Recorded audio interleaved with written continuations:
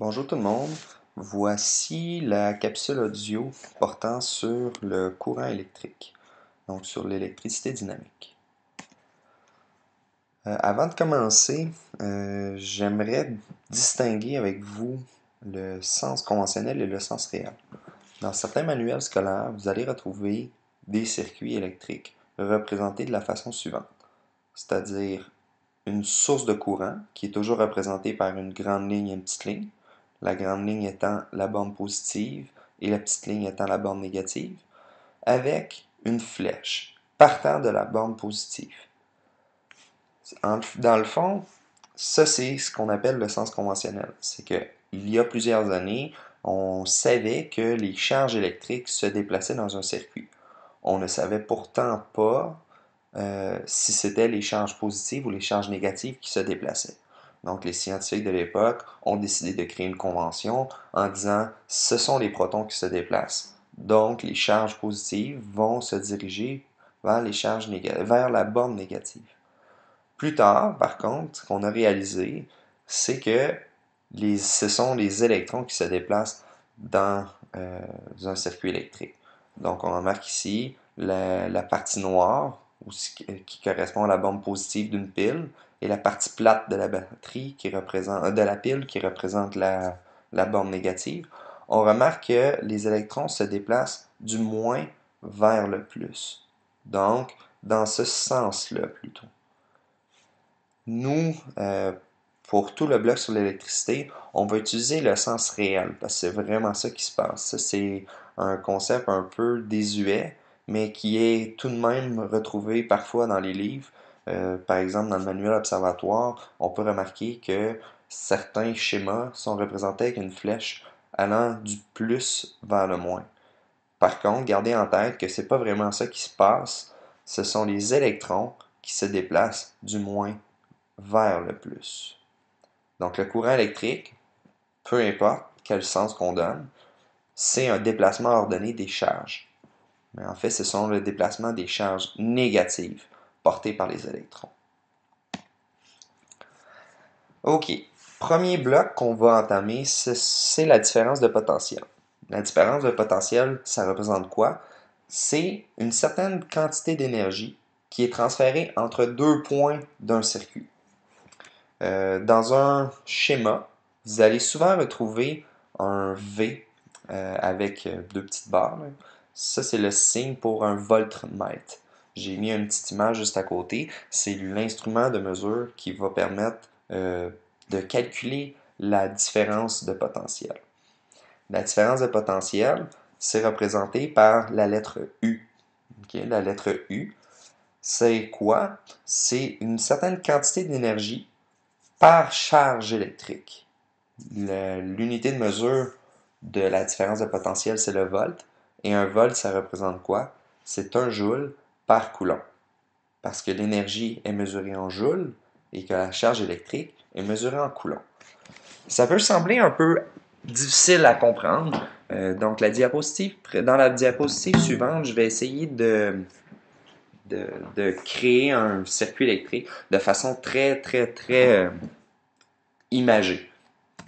Donc, ici, on a une usine à biscuits qui représente notre source de courant. L'usine, une fois que les biscuits sont fabriqués, qu'est-ce qu'elle veut faire? C'est les distribuer dans différentes épiceries. Évidemment, les biscuits ne partiront pas à s'envoler vers les épiceries. Il va falloir des livreurs.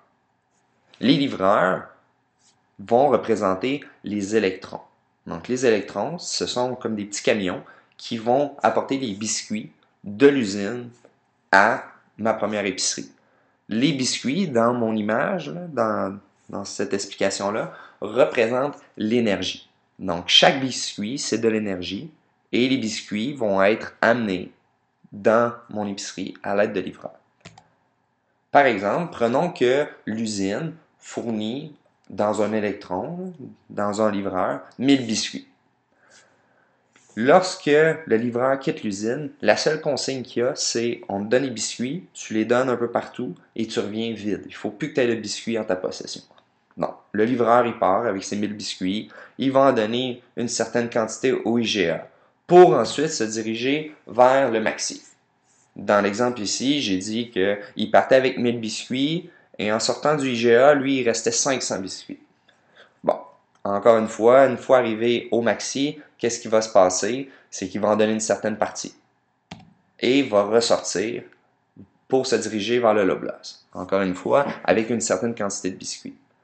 Une fois au Loblaws, étant sa dernière destination, le livreur n'a pas le choix, il va donner tous les biscuits qui restent pour retourner à l'usine. Oups, excusez-moi, j'ai accroché un petit piton. Pour retourner à l'usine. Vide.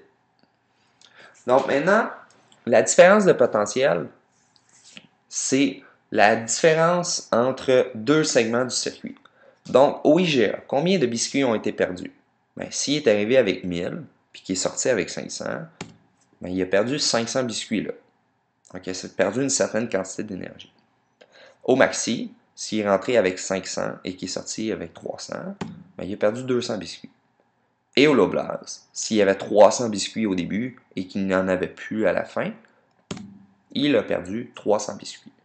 Ces valeurs représentent la différence de potentiel, qui est aussi représentée par les lettres DDP, pour différence de potentiel. Donc, soyez pas surpris si vous voyez ces lettres à quelque part, ça veut simplement dire différence de potentiel, ou la tension. Donc, si on comprend bien ici, la différence de potentiel, ça représente quoi? Ça représente la différence de biscuits, okay, entre une partie du circuit et après cette partie-là. Donc, si on prend l'exemple du IGA, il y avait une certaine quantité avant, il y a une certaine quantité après. Mais la différence de potentiel, c'est simplement calculer combien d'énergie a été perdue au IGA. Donc, 500 biscuits. Évidemment, l'usine peut décider, si les GA, si les différentes épiceries disent « nous, on veut plus de biscuits », de fournir plus de biscuits. Donc, on va refaire l'exemple. À la place de 1000 biscuits, on donne aux livreurs 2000 biscuits. Encore une fois, le livreur va se diriger vers les GA, va perdre une certaine quantité de biscuits. Donc, il va ressortir par exemple avec 1000 biscuits, va se diriger vers le maxi et va perdre une certaine quantité de biscuits. Donc, il va sortir avec 600. Et au Loblaws, étant sa dernière destination, il n'a pas le choix, il va donner tous ses biscuits. Il va ressortir avec 0. Quelle est la différence de, là je mets entre guillemets biscuits, hein, mais en fait c'est une différence de potentiel qui représente l'énergie. Donc, quelle est la différence de potentiel au IGA? Bien, ça va être 1000 biscuits. 2000 avant, 1000 après, il a perdu 1000 biscuits. Quelle est la différence de potentiel au maxi? Bien, ça va être 1000 moins 600, 400. Et quelle est la différence de potentiel au Loblaws? 600 moins 0, 600. Donc, si on reprend ici la différence de potentiel, notre définition, ça peut sembler un petit peu plus clair. Donc, c'est la quantité d'énergie qui est transférée entre deux points d'un circuit. Donc, U est égal à E sur Q. Une certaine quantité d'énergie, ok, ça c'est mon nombre de biscuits, qui est portée dans une charge. Donc, chaque livreur possède une certaine quantité de biscuits. Dans notre premier exemple, le livreur initial avait 1000 biscuits. Donc, 1000 biscuits par un livreur. Dans notre deuxième exemple, on avait 2000 biscuits. Donc, 2000 biscuits par un livreur. Le deuxième livreur avait 2 fois plus d'énergie que le premier. Donc, si on monte la tension d'une source de courant, où notre usine de biscuits se met à fabriquer plus de biscuits, ben, chaque livreur, chaque électron, va posséder une plus grande quantité d'énergie. Maintenant, l'intensité du courant, c'est le nombre de charges qui circulent en un point du circuit électrique par seconde. Dans l'image ici, okay, on a notre circuit. Vous pouvez remplacer la pile par l'usine à biscuits, les ampoules par 2 épiceries. Ça revient au même. Okay? Chaque petite boule représente des livreurs. Donc, il y a des livreurs qui sortent de mon usine, ils reçoivent à l'usine une certaine quantité de biscuits et ils s'en vont pour les distribuer. Évidemment, si la tension augmente, ben, l'usine à biscuits va donner plus de biscuits à chacun des livreurs. Donc, les épiceries vont se ramasser avec plus de biscuits. Dans la vraie vie, qu'est-ce qui se passe? C'est que la source de courant va donner plus d'énergie à chacun de mes électrons. Et lorsque mes électrons, qui sont très très chargés, arrivent dans l'ampoule, ben, il y a une certaine quantité qui va être dégagée. Et c'est pour ça que mon ampoule va allumer plus, parce qu'il y a plus d'énergie qui passe dans elle. Mais l'intensité du courant, c'est, par exemple, dans cette partie-là du courant, du circuit, combien de petites boules bleues vont passer dans une seconde. Donc, combien d'électrons, combien de charges vont passer dans une seconde. Donc, l'intensité, si on reprend une petite définition ici, on a l'intensité équivaut à mon nombre de charges par une unité de temps. Donc, c'est mon nombre de livreurs qui passent dans mon circuit en un certain laps de temps. Les unités de mesure, l'intensité, c'est mesuré en ampères. La charge, c'est mesuré en coulombs. Et le temps, c'est mesuré en secondes. Ici, on a un petit schéma d'un ampère-mètre, qui est l'instrument de mesure qui va nous permettre de mesurer l'intensité du courant. Évidemment, si on veut connaître le nombre de charges, le nombre de livreurs qui passent, par exemple, ici, ben, il va falloir que notre ampère-mètre se trouve là, à l'intérieur de notre circuit. Lorsqu'on voulait mesurer la différence de potentiel, on voulait savoir le nombre d'énergie là et le nombre d'énergie là. Donc, notre voltmètre serait placé ici. Une branche avant, une branche après. Donc, gardez ça en tête. On va le revoir un petit peu plus tard de toute façon. L'ampère-mètre va être branché en série, donc à l'intérieur de mon circuit, tandis que le voltmètre, qui va mesurer la différence de potentiel, va être placé en parallèle. Maintenant, on va embarquer dans la résistance. La résistance, c'est un matériau qui a la caractéristique de s'opposer au passage du courant électrique. Dans notre exemple d'usine à biscuits, les épiceries représentent une résistance. Les résistances, eux, qu'est-ce qu'ils vont faire? C'est qu'ils vont nuire au passage des électrons. Lorsque les électrons passent dans ma résistance, ils vont laisser une certaine quantité d'énergie. Et cette quantité d'énergie-là, elle n'est pas perdue. Elle va être simplement transformée. Qu'est-ce que ça fait une résistance? C'est que ça va transformer l'énergie électrique, donc l'énergie qui est transformée, qui est transportée par chaque électron, en une autre forme d'énergie. Ici, on a une petite vidéo. On a une source de courant qui est reliée à un fil électrique sur lequel j'ai mis une mine de crayon, une mine de pousse-mine. Lorsque je le branche, lorsque je touche la mine à ma source de courant, mais là, on crée un circuit fermé. Donc, actuellement, il y a des électrons qui partent de ma source de courant, qui s'en vont dans mon fil, qui vont dans ma mine de crayon et qui retournent dans ma source de courant. Lorsque chaque électron passe dans ma mine de crayon, ben, chaque électron, lui, possède de l'énergie. La mine de crayon va nuire au passage des électrons. Donc, les électrons, eux, ont plus de misère à passer. Donc, qu'est-ce qu'ils vont faire? C'est qu'ils vont délaisser une certaine partie de leur énergie pour pouvoir passer. Et cette énergie dégagée-là va être, ben, c'est de l'énergie électrique, va être transformée en d'autres sources d'énergie. Ici, on a de l'énergie lumineuse, parce qu'on voit que la mine de crayon est en train d'allumer. Et on pourrait, là, on ne le voit pas sur la vidéo, là, mais la mine devient très très chaude. Donc, il y a une certaine quantité d'énergie électrique qui a été transformée en énergie thermique. Donc, une résistance, c'est vraiment juste un matériau qui transforme l'énergie électrique en une autre sorte d'énergie. Une ampoule, vous avez tous déjà vu ça, c'est une résistance. À l'intérieur de l'ampoule, on a un petit filament. C'est tout mince, c'est en métal, c'est un conducteur. Lorsqu'on branche une ampoule dans un circuit électrique, bien, les électrons, eux, vont passer dans cette petite branche-là, à l'intérieur de mon ampoule.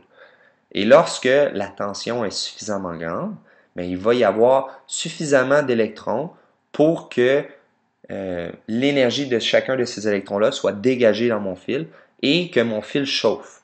Donc l'énergie électrique va être transformée en énergie thermique, donc on a le globe peut devenir chaud, et en énergie lumineuse. C'est pour ça que notre ampoule s'allume. Voici quelques facteurs influençant la résistance. C'est sûr qu'il y a des matériaux qui sont plus résistants que d'autres. Bien évidemment, la nature de la substance. Les bons conducteurs, généralement, vont avoir une faible résistance. C'est pour ça que les fils électriques ne nuiront pas au déplacement de mes électrons. Donc, si je prends un fil en cuivre, les électrons vont passer facilement dedans. Donc, le fait de passer facilement dans un matériau est signe d'une mauvaise résistance, donc d'un bon conducteur. La longueur, c'est sûr que plus c'est court, plus le passage du courant est efficace. Donc, si je prenais une petite mine de crayon à pouce-mine, par exemple une 0.5, et que je fais mon expérience, bien, la mine elle va finir par s'allumer. Si je prenais une grosse mine de crayon, une longue mine, excusez, qui est 2-3 fois plus longue, bien, pour la même tension, elle ne s'allumerait pas autant. Parce que les électrons ils ont de la difficulté à passer. Le diamètre aussi va influencer la résistance.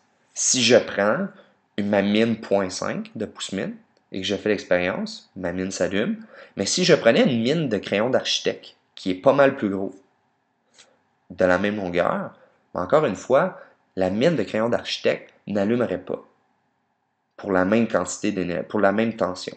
Pourquoi? Mais parce que plus c'est gros, plus le courant peut passer. Mais il va avoir, en fait, les électrons ils vont avoir plus de facilité à passer dedans, donc ils ne dégageront pas d'énergie. Ce qui va faire en sorte que la mine de crayon d'architecte n'allumera pas. La température aussi peut influencer la résistance. Donc plus c'est froid, plus le courant peut passer. J'espère que cette vidéo vous a aidé. Si vous avez des questions, n'hésitez pas, je suis toujours disponible.